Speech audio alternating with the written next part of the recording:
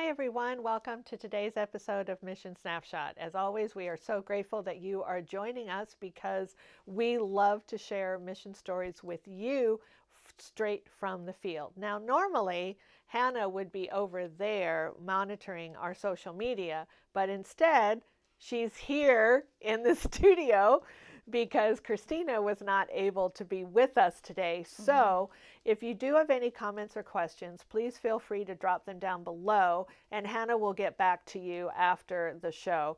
And any links that we may talk about during our episode here, she will add later. So if you're not seeing the normal interaction, it's because she is now sharing stories with us. So what is it that you have on your heart today that you want to share with everyone? So as I was looking at the stories that I had found for today, I noticed kind of a common theme between them. Okay. Which is grace. Grace. And I thought that was a really cool thing. Yeah, it is. In the Bible, God gives us the gift of grace, and which is basically unmerited favor. Right. So we deserve to pay the penalty of sin because we're all sinners and all have fallen short of the glory of God.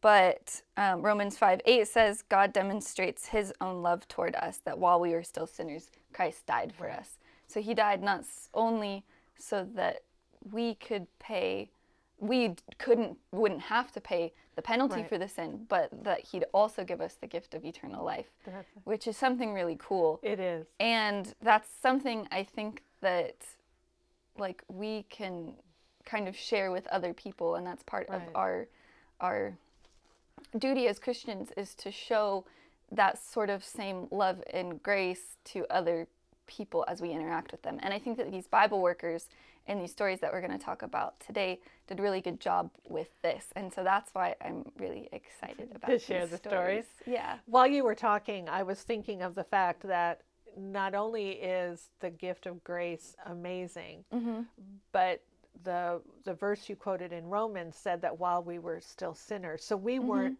pretty. Yeah. We weren't lovely. We didn't smell good or anything like that. And yet Jesus still reached out. Right. And that's the case with both of the people whose testimonies that we'll be sharing today, is they weren't people that anyone liked. and we'll see as we get into them that really they had some big issues, but God's grace is bigger. That's right. And that's so, right. Yeah, I'm really excited about these stories. Okay, shall we go to them? Yes, we shall. So the first story is about a man named Devesh. Okay. And one of the things that the report, which this story was given in, was one of the things that was written in the report, word for word, is Devesh was seen as the worst. Oh, wow. Which is a pretty intense sort of statement. Wow, yeah. Basically, nobody liked him. So a little bit of background for Devesh. So Devesh grew up as a Hindu, and he is married and has 2 children, and he's an auto driver. Okay. And so part of why people saw him as the worst was because he would take half of his earnings that he'd make each day and basically spend it on alcohol. Right. And so he spent a lot of time drunk. And so not only did he take care of, give his family everything they needed to take care of the needs, but also when he was drunk, he would fight with his wife and he would curse at her and he would even beat his own mother, which is really a horrible thing to do. Yeah. And people didn't really like him. They're like, why are you acting like an animal? Like, can't you control yourself? Wow. He just didn't care. He wanted to do what he wanted to do, and that was it. Yeah, and so anyway, if you haven't seen an auto, that's what they look like. But yeah, no, it's like a taxi. A sort of taxi driver. Quite. I mean, it functions like a taxi, but it doesn't look like yeah, so that's what he did every day. He was happy just to drive his auto, get his money, drink his liquor, and go to bed every day. Like he didn't really care about a whole lot in his life. But the interesting thing is that even though he grew up Hindu, his mom at some point had gotten interaction with Christians and had become a Christian herself. Wow. And so even though he was beating her and was so unkind, she prayed for him every day and with tears in her eyes every day, just imploring to God to save her son. Wow. So one day, the Bible workers in her area, Vasanta Kumari was one of the Bible workers, and some other ones came with her to go and visit people's houses. Right. And so they went to Dinesh's house and started chatting with his mother because she was interested in hearing what they had to say because she loved the Lord and she was excited to find other people who did too. And so Dinesh came into the house and saw them talking, and he was not too happy about it. He told them, "You should get out of my house, and don't you people have any other work to do? Like, why are you lazy people just in here chatting in the middle of the day when you should be working a real job," sort of thing. Like, he was super rude to them. And twice he acted like this. Wow. And his mother was very distressed. She was really concerned. She doesn't, I mean, you know, who wants to see your son acting like that? No. And she was just very concerned about him. Right. And so she advised him not to speak to those who do that work that way. Don't be disrespectful to them.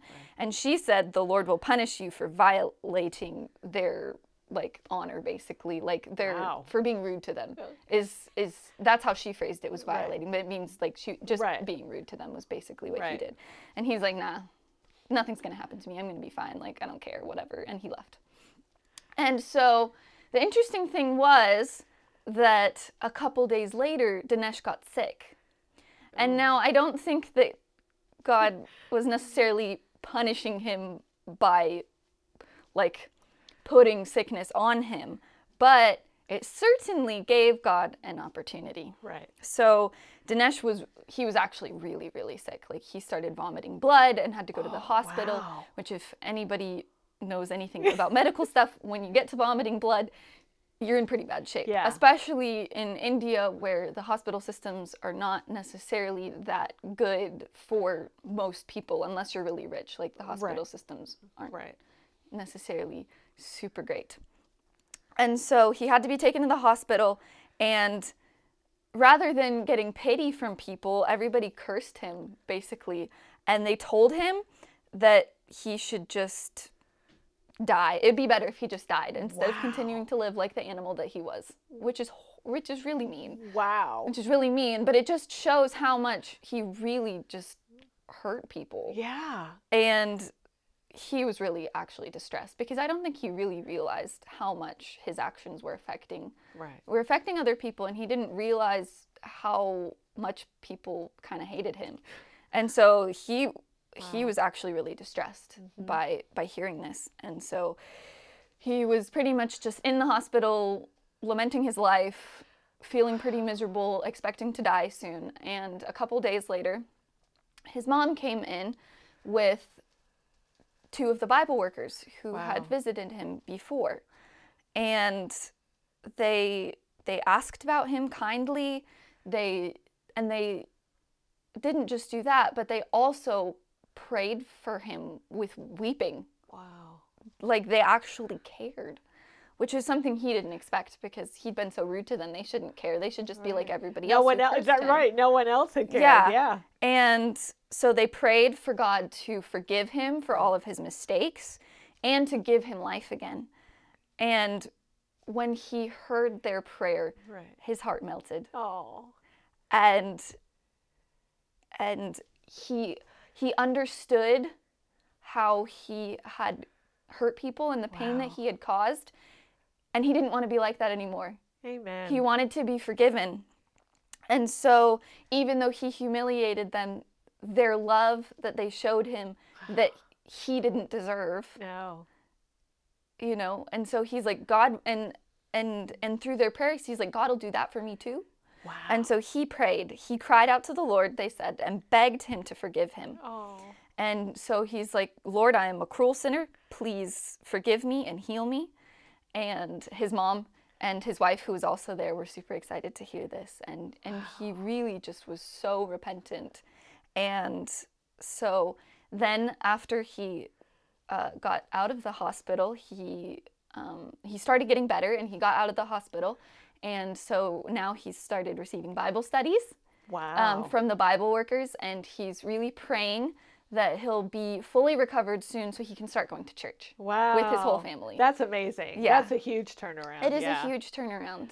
And just the way that God can move in people's hearts because of the kindness that is shown, so undeserved, is just, it's an incredible thing. And so, just keep praying for him and his family for sure, but it's such an amazing miracle in his life. The fact that you had mentioned that the Bible workers were rebuffed by him twice. And that told me that they were willing to go back after the first time. And so for them to continue seeking after someone who was really mean and rude to them, that's amazing. That's a God thing. Yeah, it does. It takes a lot of love to be able to do that. And it's not something that comes very easily to us as humans. You know, we see people who hurt us and we say forget them, because like, who wants to have someone like that in your life? You know, we act just like all those people who curse them. A lot of times it's just the easy and natural thing to do in our sinful natures. But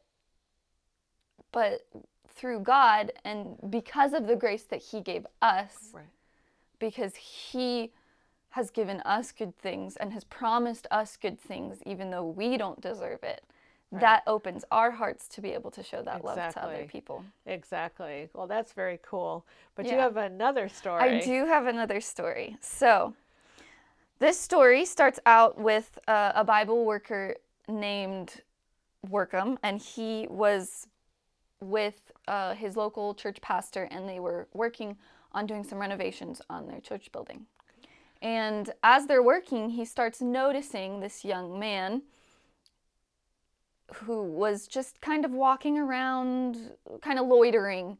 He didn't seem like he really had a super much direction on what he was going. He seemed maybe a little suspicious. And so Workham decided, he's like, I'm going to go and talk to this guy and see what's up. So he started walking toward him, and as he did, he realized that this guy looked even more suspicious than before. He was dressed in rags and looked like a beggar, and he smelled horribly even from, 6 feet away. And he didn't look right. Something didn't look right. And so Workham asked him where he was going, and the young man replied and said he was looking for a friend. And so they continued talking for a while. He still felt a little bit like something was off, and so he just said, maybe don't loiter around here unless it's really important. Like, go on your way. Trying to encourage him to move on. And so he did. And when Workham went back to the pastor to start working again, the pastor was like, I think maybe that's the guy who they were talking about last night in the village, who's been stealing stuff from people. Wow. Like, I think that might have been the guy. Wow. And so Workham was like, okay, well, I need to do something about this. So he quickly rushed to go find the young man again. And so he saw him standing near one of the church members' houses. And so he didn't like confront him harshly, but he spoke to him calmly and tried to see more what was the situation, maybe why had this young man gotten this way, and what was going on. And he noticed that he had needle marks in his arm, that he'd been, doing drugs, and just, so he checked inside his bag to see if there was anything, and he found a live duck in the bag. And so he didn't blow up at him still, because obviously the duck was not his duck. But he asked him calmly. He's like, so from where have you stolen this duck? Wow. And why have you stolen it? And so he's like, well, I haven't eaten for 3 days. I ran out of drugs. I don't really know what's going on. I'm just hungry. And Right. and unhappy, and he could see that this young man was super just distressed and downtrodden in his life. And so even though that should have made Workham really angry because he stole something from someone in the village, right. and he should have been upset with him and chastised him, which is generally what people do. Right. There, it's like you confront somebody and you take care of the matter. But his words struck Workham's heart, and he wasn't able to get angry with him, even though he knew what he did was wrong. And so now that the duck was pulled out of the bag and people could see the duck, he started kind of gathering a crowd, and all of the women of the village were getting together, and they were like starting to chastise him and yell at him, kind of like Workham should have been doing, based on what was happening. And so instead of letting that happen, Workham he found out who the duck belonged to, gave the duck back to its rightful owner, and took the young man and took him on his motorcycle to a restaurant that was like a few blocks away. And he asked him his name. He said, my name is Mr. Shem. And so he took Mr. Shem with him into the restaurant, and he bought him some sticky rice and egg and chicken curry and just a whole big meal full of food. And Mr. Shem was really surprised. He's like, okay, so not only did you get me out of this situation, but like you're feeding me. Like what's going on? And so that gave Workham the opportunity to share his own personal testimony. And so he's like, Mr. Shem, I used to be an addict like you. I used to be into drugs. I was a loser. I was depressed. I wanted to kill myself. I even overdosed a few times. But God saved my life, and through his power, I was able to quit all those bad habits. And now I'm here, a Bible worker. He completely changed my life. And so then after they finished eating, Workham took him to the store and got him some rice and some soap to clean up with, and he took him to his house, and he gave him some of his clothes. Even. And he's like, I want to help you get your life together because I know that God can do the same thing through you that he did through me. And so he took him to his house, Mr. Shem back to his house, and he prayed with him. And just before he left, Mr. Shem told him, Big brother, he called him, I will never steal again or use drugs in my life. I don't know how I can thank you doing all these things for a person like me. And amen. That's powerful. It's so powerful. And we don't necessarily have the follow-up on this story because it's something that happened recently. But he wanted to change, and we know because of what he's done in the lives of people like Workham and many other people that God will take that willingness and he will roll with it. And he's going to change this young man's life. And so we definitely need to continue keeping him in our prayers. But it's just so amazing. It is amazing. You have one more. Yes. Yes, one more. Now this one's a short story, but we've had two really good stories so far. So it is. This one's a short story, but I think it's good as well. This talks a little bit, it's not so much emphasis on the Bible worker, but it's a testimony that one of our Bible workers shared. And so it's about this man, the father of a man named Ranjit, who is a church member. So Ranjit started having, after COVID hit, he started having Bible studies in his house. So then people would have a place to have a small group together and worship when they couldn't really do it in the church like normal. And his dad wasn't too happy about this. So for some reason, he didn't keep his son from having the Bible study, but he didn't want to have any part of it. So he always left the house. He went and drank, and just that's what he felt like doing. So he struggled with alcoholism, and so he just that's what he'd do. He'd go off and he'd drink. But one day he got into an accident and injured himself. And then as he was injured, he wasn't able to leave the house, obviously, because he needed to heal, and so he had no choice but to listen to the Bible studies that were going on. And he realized, like, oh, I got into this accident because I was drinking and because my actions were doing something that was harmful to me. And he realized that the things that they were saying in the Bible study were actually good things to hear. He wanted to hear them. Wow. He wanted to hear of the mercy and the love of God, who would redeem someone like him, who'd caused himself pain and caused himself suffering because of his own actions, that God still cared about him and wanted to redeem him.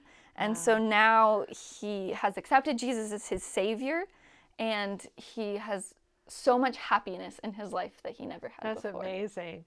As we were talking before the episode, it's amazing that Ranjit and those in the Bible study welcomed him in, because so many times if someone causes an accident like that because of their own actions, then it's easy to go, okay, that was stupid.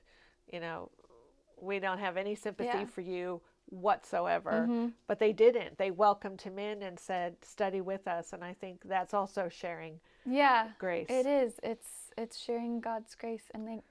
And each of these people, it's not like they're just hearing it or reading it. Right. And even, they are hearing the testimony, like Workham shared his testimony with Mr. Shem, but they are experiencing the power that comes from God's grace in their own lives. Right. And so I think that's something that, like, I think we can all learn from, is that when we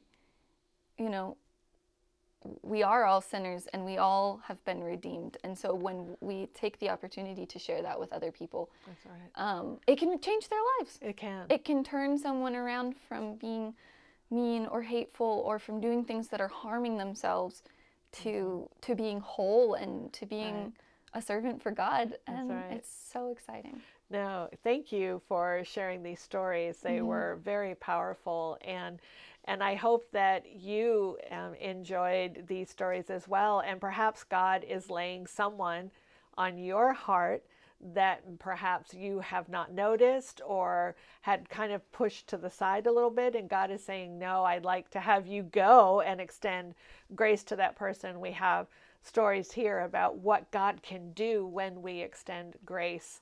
And so pray about who God may be putting in your pathway. And if you would like to support the Bible workers that you heard about today, and the rest of the Bible workers all do the same things, they're always giving of themselves. Later, we'll drop a link down to the Bible Worker page that you can check it out and learn more information about them.